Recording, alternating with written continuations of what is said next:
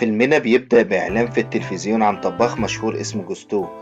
ناقد للطعام بيقول إن مش أي حد يقدر يطبخ ويبقى أكله حلو. بيظهر فار اسمه ريمي وبيتكلم عن نفسه وبيقول إن حياته صعبة، أولا لأنه فار، ثانيا لأنه عنده حاسة شم وتذوق متطورة جدا. وفجأة بيظهر أخوه إيميل اللي بينبهر بسرعة بأي حاجة. بيظهر كمان أبوه قائد جماعة الفئران اللي عكس أخوه مش بيعجبه حاجة خالص. لكن في مرة بيكتشف ريمي من ريحة الأكل إن الأكل ده فيه سم فئران، ومن ساعتها عرف أبوه الموهبة اللي عنده، ومن وقتها الفئران بقت بتروح له عشان يعرفوا الأكل اللي معاهم ده نضيف ولا فيه سم. وفي يوم بيقول ريمي لأبوه إنه مش عاجبه إنه بياكلوا من الزبالة وبيسرقوا الأكل، وبيعترض أبوه وبيقول له إن أصحاب الأكل هما اللي بيرموه، يعني هما اللي مش عايزينه. لكن ريمي كان مقتنع إنه لازم ياكل أكل نضيف.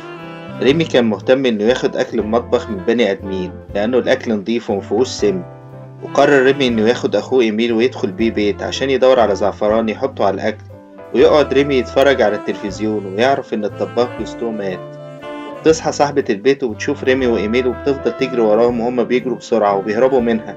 وبيروح ريمي ياخد الكتاب بتاع الطبخ معاه قبل ما يهرب من العيلة، لكن مش بيلحقهم وبيتوه منهم وبيقع ريمي في مية المجاري. وبيحاول يمسك في الكتاب لحد ما يوصل لمواسير الصرف، وبيقعد يقلب في الكتاب وهو قاعد لوحده، وبيتخيل انه بيتكلم مع جوستو وبيقوله ان انت لازم تطلع برا المواسير وتشوف العالم وتبص قدامك وتنسى اللي حصل يا ريمي. وبيطلع ريمي للشارع وبيتحرك وسط البيوت لحد ما بيوصل باريس، ويبص حواليه وبيلاقي مطعم جوستو، فبيفرح جدا. وجوه مطعم جوستو بالتحديد في المطبخ بيكون الطباخين كلهم شغالين، وبيدخل عليهم الشيف سكانر وبيلاقي ولد قاعد في الركن واسمه ألفريدو لينجويني، وبيعرف إنه ابن ريناتا صديقة جوستو اللي مات. وبيقدم لينجويني جواب لسكانر سابته مامته على أمل إنه يساعده يلاقي شغل في المكان ده.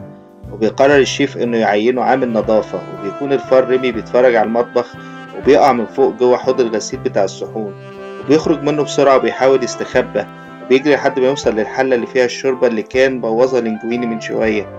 بيبدأ يحط فيها بهارات ومكونات تظبط طعمها. وفجأة بيلاقي قدامه لينجويني فبيخاف وبينط، وبيجيبوا لينجويني في المصفى وبيدخلوا الشيف يسأله عن الشوربة. بيزعقله وبيفتكر إن هو اللي لعب في مكونات الشوربة، وبياخد الجرسون الشوربة وبيجري وراه الشيف عشان يوقفه. ما بيلحقش وبيقوله الشيف لينجويني أنت مطرود. وبيجي الجرسون وبيقوله الشيف إن الزباين بيسألوا عليه، وبيدخل الشيف ومن بعده الجرسون المطبخ وبيقول إن الزبونة كانت ناقدة طعام مشهورة جدا وعجبها الأكل. وبيتضايق الشيف جدا من لينجويني، لكن تاتو بتقوله ما ينفعش تطرده بعد ما الناقدة عجبتها الشوربة وهتكتب عننا مقال. فبيقول لها خلاص طالما انت مهتمة بمستقبله المهني كده انت اللي هتكوني مسؤولة عنه. وبيقول لينجويني انت هتعمل الشوربة دي تاني وهراقبك واشوفك بتعمل ايه. وبيحاول ريم الفار يهرب فبيشوفه الشيف وبيصرخ فار فار، وبيمسكوا لينجويني وبيحطه في البرطمان، وبيأمروا الشيف إن يرمي الفار بعيد. وبيخرج لينجويني بالفار وبيروح عشان يرميه في المية، ولكن بيبصله ويزعقله قبل ما يرميه وبيقوله إن أنت السبب في اللي حصل ده كله. بعد كده بيفكر وبيقوله طالما عرفت تعمل شوربة وعجبتهم اعملها تاني. وبيقرر لينجويني ما يرميش الفار في المية، وبيتفقوا يساعدوا بعض لأن لينجويني ما بيعرفش يطبخ. بيرجع الفار ريمي مع لينجويني في البيت بتاعه، بيفرجوا لينجويني على البيت ويفضل يتفرج على برج ايفل من الشباك لحد ما ينام. وتاني يوم الصبح بيصحى لينجويني وبيلاقي الفار حضر له الفطار، وبيروح لينجويني والفار المطعم، وبيقرر لينجويني انه يحط الفار في هدومه ويفضل الفار يعض فيه. بيتحرك لينجويني قدام باقي الطباخين بطريقة غريبة جدا، وبيدخل لينجويني المخزن وبيصرخ من العض وبيكتشف ان الفار جعان فبيديله حتة جبنة رومي. وبيدخل الشيف ويشوف الفار لكن بيطفي لينجويني النور بسرعة، وبيهرب الفار من قدامه. وبيخرج لينجويني وبيقعد الفار على راسه تحت طاقيته، وبيتفقوا ان الفار هيحركه عن طريق شعره. وفضل الفار يدربه في البيت عشان يعرف يشتغل في المطبخ بتاع المطعم، وبينجح الاتنين في الاختبار مرة تانية وبيعملوا شوربة بتعجب الشيف. بيقول الشيف لينجويني شوربة بس مش كفاية ولازم تتعلم كل الطبخ. بيوديه التاتو عشان تعلمه. بتقوله لينجويني إنها تعبت جدا عشان توصل للمكان ده ومش هتسمح لحد يضيعها، فلازم تسمع الكلام واوعى تغلط غلطة. وبيفتح الشيف جواب ريناتا وبيقراه وبيطلب المحامي بتاعه، وبيقوله المحامي إن الورقة دي وصية مكتوب فيها إن لو مر سنتين من غير ظهور وريث للمطعم هيروح المطعم لمساعد الشيف. لكن ظهور لينجويني هيغير الوصية لأنه ابنه. بيشكك الشيف في ده، وبياخد المحامي شعرة من طاقية جوستو وبيقوله هنعرف إن ده هو من DNA. بيطلب من الشيف يجيب عينة من لينجويني من شعره مثلا، وبتبدأ تاتو تعلم لينجويني ازاي يطبخ وازاي يمشي ورا خطى جوستو بتقول له لازم تمشي ورا الوصفة وما تحطش اللمسة بتاعتك، وإن جوستو بس اللي كان قادر يحط اللمسة المميزة في الأكل. وبيطلب الزباين المطعم أكل جديد غير اللي في المنيو، بيروح الشيف لينجويني بيقول له اعمل لهم وصفة مواصفات جوستو القديمة. بيختار له وصفة سيئة جدا، وبيحاول واحد من المساعدين يفكروا إن الوصفة دي ما كانتش عاجبة حتى جوستو. لكن الشيف كان عايز يبوظ خطة لينجويني ويثبت إنه فاشل، ويطرده ويبدأ لينجويني مساعدة الفار يحضر الوصفة مع تاتو. الفار بيرتجل وتاتو بتتضايق وبيحط الفار لبسته. والمفاجأة إنها بتعجب الزباين، وبتبدأ الزباين تطلب أكل لينجويني. بيحتفل الطباخين وبيلاحظ الشيف الفار جوه طاقية لينجويني، وبيخرج لينجويني ساعتها يحتفل مع الفار بره المطبخ. وبيدخل لينجويني المطبخ مرة تانية ويشيل الشيف الطاقية ومش بيلاقي حاجة. واحد من مساعدين الطباخ بيقول لتاتو إن لينجويني أخد الأضواء كلها عشان يوقع بينها وبينه. فجأة بيشوف ريمي أخوه إيميل وبيلاقيه بياكل أكل من الزبالة. فبيدخل ريمي يجيب له أكل من التلاجة وبيسأل الشيف لينجويني اتعلمت الطبخ فين. بيحاول الشيف يطلع الحقيقة منه عشان يعترف. ومن ناحية تانية بيحاول ريمي يعلم أخوه إزاي يستطعم الأكل. وبعدها بيقول له إيميل إن إحنا لازم نرجع المستعمرة ونقول لأهلنا إن أنت لسه عايش. بيرجعوا فعلا المستعمرة وبيحتفلوا برجوع ريمي، لكن ريمي بيقول لأبوه إنه مش عايز يكمل معاهم، لكنه هيجي يزورهم كل شوية. وبيتضايق أبوه جدا، لكن ريمي بيقنعه وبيقول له إنه عايز يعمل حاجة في حياته وينجح فيها. وبيقول له على فكرة البشر مش سيئين زي ما أنت كنت مصور لي. وبيستغرب أبوه جدا من الكلام ده وبيقول له تعالى عايز أوريك حاجة. وبيلاقي قدامه وسادة فئران وسم، وبيفكروا إن كل دي حاجات بيستخدمها البشر ضدهم. ولكن ريمي بيصمم إنه يرجع المطعم للينجويني. وبيرجع يلاقي لينجويني نايم وبيدخل جوه الطيارة بيحاول يحركه. وبتدخل تاتو بتسأل لينجويني عن اجتماعه مع الشيف، ولكن لينجويني بيكون مش قادر يرد لأنه أصلا نايم.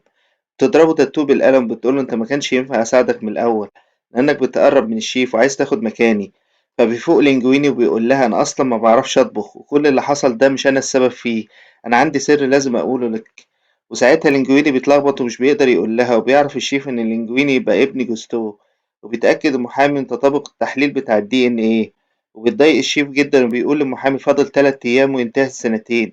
ساعتها تطرد الولد من المطعم ويبقى بتاعك. وبتاخد تاتو لينجويني على الموتوسيكل بتاعها وبتجري بيه، وبتقع الطاقية وجواها الفار في الشارع. وبتراقب الفار من العربيات، بيزعل جدا وبيقول انه عرف نظرة العالم ليه كفار عاملة ازاي. وبيقابل اخوه ايميل اللي بيطلب منه ان هو ياكل. وبيحاول ريمي يسرق الاكل عشانه. وبيروح ياخد مفاتيح التلاجة وبيلاقي الجواب وبيعرف الحقيقة. وبيدخل ريمي مكتب الشيف وبيخطف الجواب وبيجري بيه ويجري ورا الشيف. وبياخد لينجويني المطعم ويرتبط بتاتو بتتكتب عندهم الجرايد. وبيجي أهل الفار ريمي وبيفضل ريمي يطلع لهم أكل من التلاجة. وتيجي الصحافة تسأل لينجويني عن سر موهبته، وما بيجيبش لينجويني سيرة الفار وبيفضل يتكلم عن موهبته. فبيتضايق ريمي جدا. وبيدخل إيجو ناقد الطعام المشهور وبيقول لينجويني إن هيجي بكرة يدوق أكله، كمان هيكتب عنه ريفيو. بيدخل لينجويني وبيتخانق مع الفار وبيطلع بره المطعم ويرميه.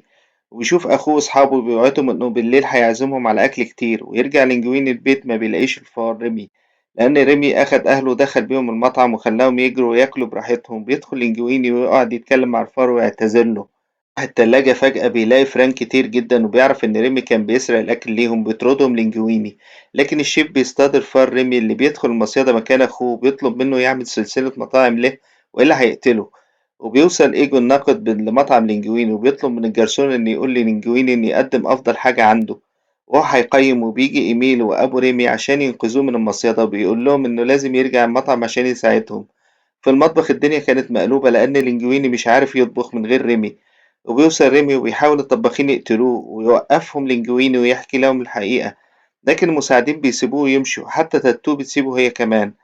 وبيجي أبو ريمي وعيلته وبيقول له إن هنساعدك لأنك واحد مننا ولأنك شجاع وبيدخل مفتش الصحة وبيلاقي الفيران واقفة في المطبخ. وبيطلب منهم ريمي إنهم يوقفوه، وبيطلب من باقي الفيران إنهم يساعدوه في الطبخ.